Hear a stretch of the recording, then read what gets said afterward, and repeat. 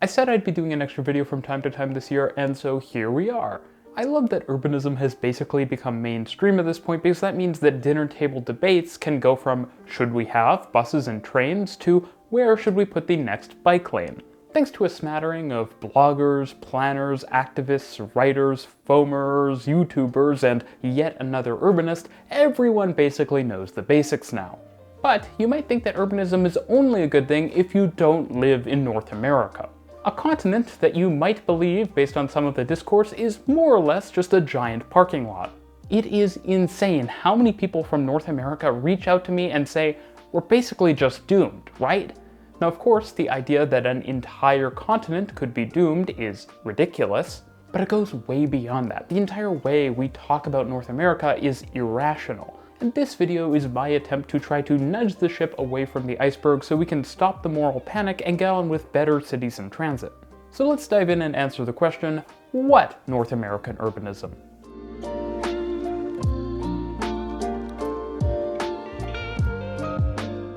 Hi there, this is RM Transit, a channel about transit and sometimes urbanism.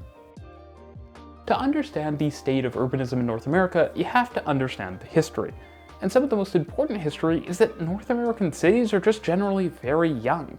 The oldest significant cities in North America are just a couple hundred years old, and many are much younger than that. Meanwhile, there are a sizable number of cities in Europe and Asia where their age is best measured in thousands of years. When a city is old, it just has more and more interesting stuff. Before cars or even streetcars were around, people had to walk to get places, so older cities do tend to be more compact. To add to this, cities across the continent have gone through an almost unbelievable growth spurt. Think of Calgary, a city that many people outside of Canada haven't even heard of.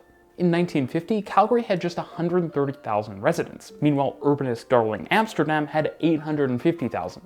These days, Amsterdam has a little over 1 million people, and Calgary has 1.5 million. Growing that much, especially during a period of time when the car was king, is going to hurt you a lot historically speaking. Of course, Calgary also did build what is probably one of the world's most successful light rail systems, so if you're interested in why, make sure to subscribe for that. So when you think about it, cities in other parts of the world benefited a lot from growing up before cars were a thing. And for North American cities, well, it isn't that surprising that they are the way they so often are, coming of age in the age of the automobile. This is basically the definition of path dependence, which matters because history matters. One aside is that almost any time you hear someone say North America, me included, what we really mean is the United States and Canada, even though North America is larger than just the US and Canada. This is probably in large part because of our similarities both culturally and visually, but there are some great cities in Mexico and the Caribbean. And there's actually great transit too. I've made some videos on Mexico, but there will also be one on the Caribbean coming very soon, so make sure to stay tuned for that. I think we're also kind of unfair to North American cities when it comes to things like ripping out their streetcar systems. While we certainly did screw up big time, many times, LA anyone? The truth is, cities around the world had big tram systems and most cities ripped them out. Not just North America, around the world.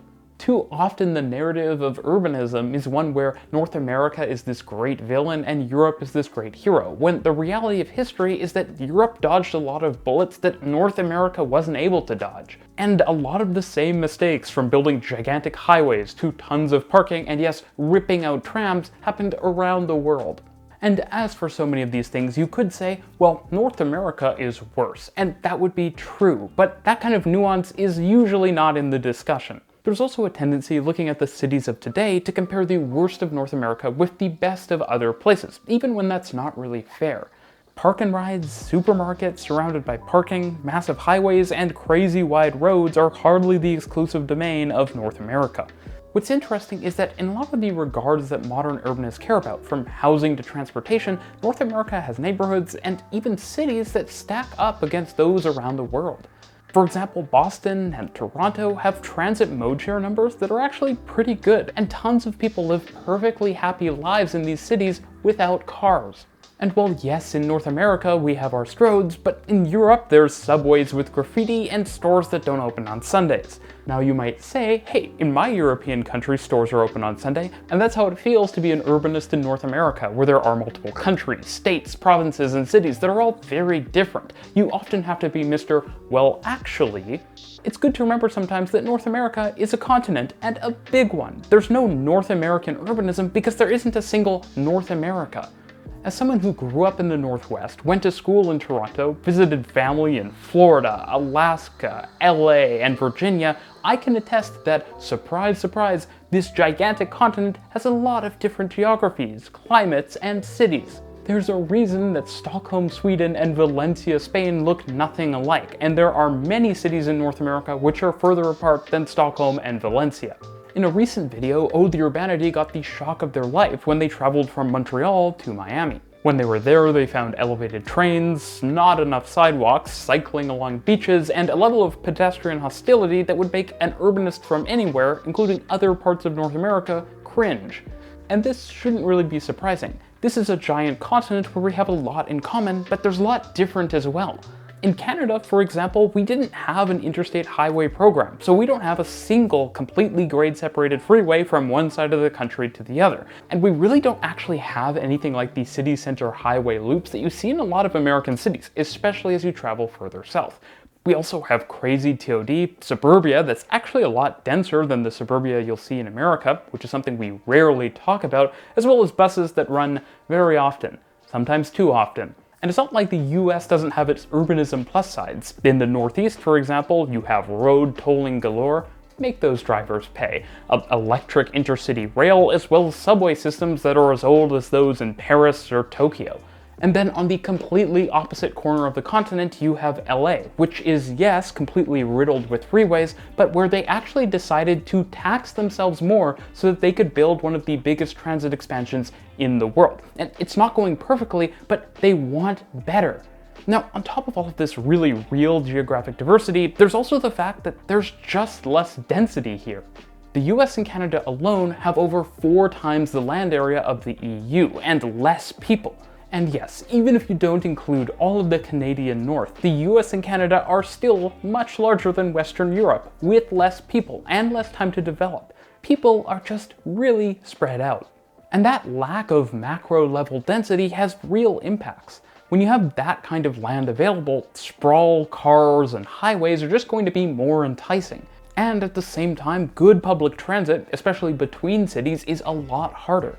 At the same time, freight in the form of several kilometer-long land barges is a lot more attractive. While it's hardly always great, the corridors of substantial density in North America often have passable or even decent intercity rail service, and it's usually getting better year over year. The issue just ends up being that these corridors of density are often quite spaced out.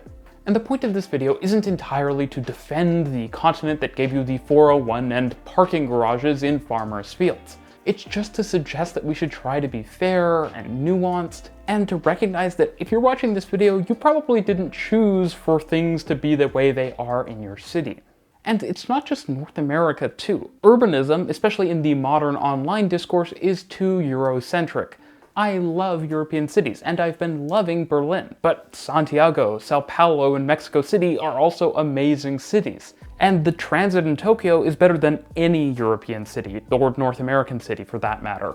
Urbanism is a global thing, and cities around the world have lots to learn from one another. Even small towns can foster incredible ideas that can change the largest cities. There's a reason I try to make videos about cities around the world, and yes, even I have my gaps. I'd love to have videos about the transit and urbanism of Africa, or Central Europe, and parts of Southeast Asia that I haven't covered. But ultimately, we have to try. Now, to be clear, sometimes some negativity can be helpful. It can drive us to want better things, but when people are giving up hope, then negativity is not helpful anymore.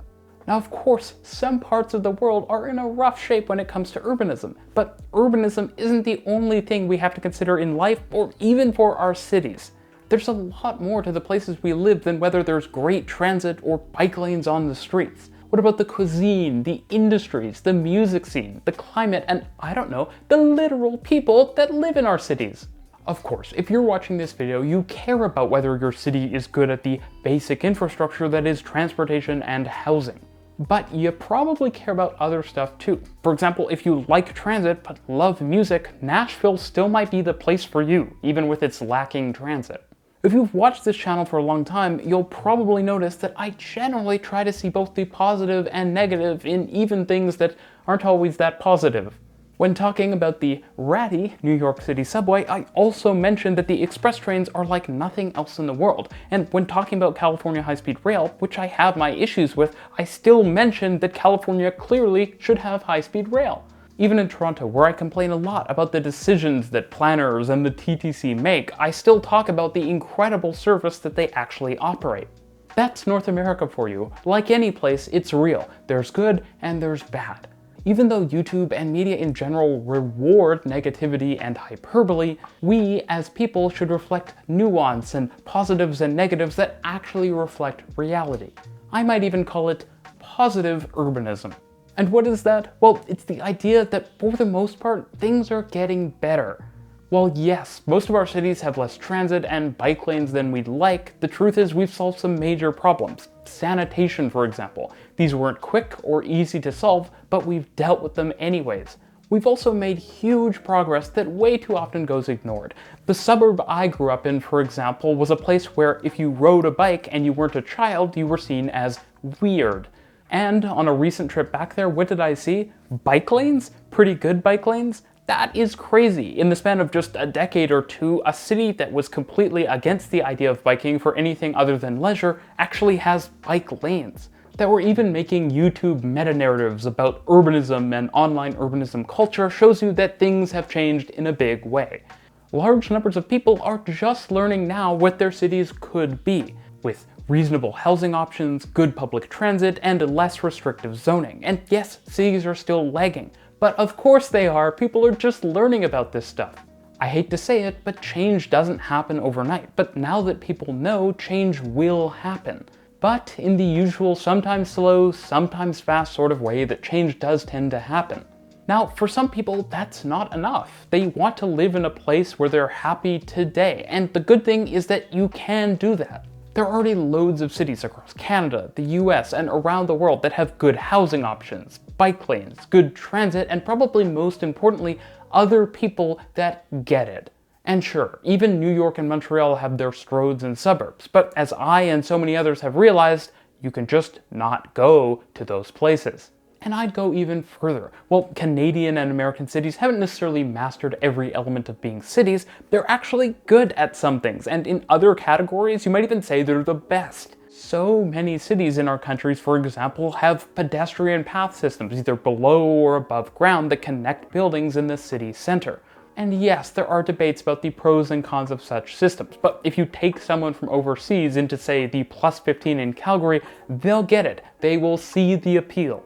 And can we please just talk about New York City? I've been to Tokyo and London and gone to stores and said, what the hell, it's 7 p.m. and it's already closed? No city has the level of 24/7 everything that you can experience in New York. There's something quintessentially urban about being able to take a short walk at 3 a.m. to get some food that you're really craving, and New York takes that to a whole other level. I can take the subway or even a suburban train for a middle-of-the-night joyride, or I can go to an Apple store that's open 24 hours a day. That's really cool. A friend of mine referred to this as a sort of energy, and it's not just in New York.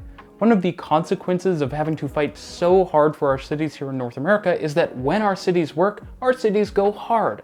So my message to you, wherever you are, is that the world is a complex place. And talking about continents like they're single, uniform places is never going to make much sense. We don't get to choose where we were born or grow up, and the choices of those that came before us have huge impacts on the way our cities are. In North America, different choices were made with cities than in other parts of the world, and over different timescales. But the cities here are cities nonetheless. They have history and density, and they're changing every single year. Sure, it's in fits and starts, but the future is clearly bright.